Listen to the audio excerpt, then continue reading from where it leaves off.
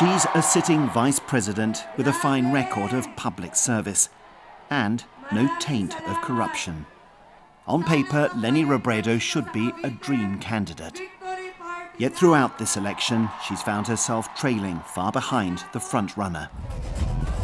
People are saying this is among the most passionate campaigns ever seen in the Philippines. Thousands of these people have taken time off work, trying to narrow a lead taken by her rival, who's a man with a name, once a byword for greed and brutality, that ought in theory to make him unelectable.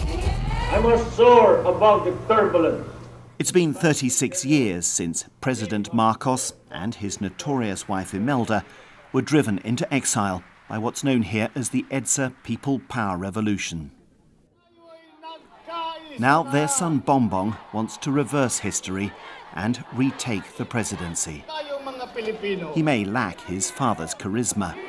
The cheering here is as much for the entertainment that comes with every Filipino campaign. Yet he's way ahead in the polls. One reason, his alliance with this woman, Sara Duterte. Like her running mate, she's riding on the name of a famous father, the current president, Rodrigo Duterte. If I'm going to put a number to it, at the very least 50% of how he's gotten this far. The Duterte machinery is strong. He's a well-loved president. So you cannot preach discontent. The people are not discontent. They're happy with the guy. Amazingly, even here in Edition Hills, Manila, where several local men were shot dead during Duterte's violent drug war. Elizabeth Desvaro's son Michael was one of them. But she says she doesn't blame the president. And something else has swung this and many other poor neighbourhoods firmly into the Marcos camp. Fantastic tales of his father's era circulating on social media, of living in crime-free bliss, and of vast wealth, not stolen, but kept hidden to be returned to the people. We know that Marcos deposited the Philippines' money in an offshore account. It was not under his name. He was just the signatory. If Bongbong wins, he can get those funds back for us. The title is Why They Deposed Marcos, a mini documentary. Fatima Gao has been studying the pro-Marcos social media campaign.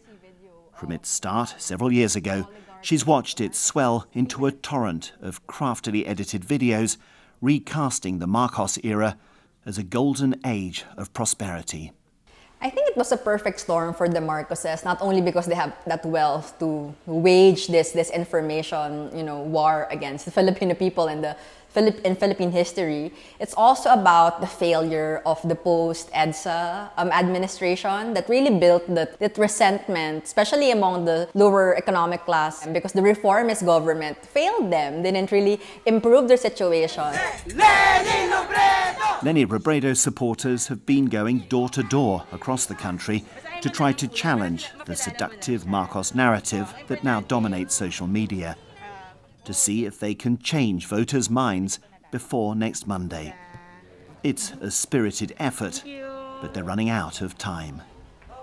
Jonathan Head, BBC News, Manila.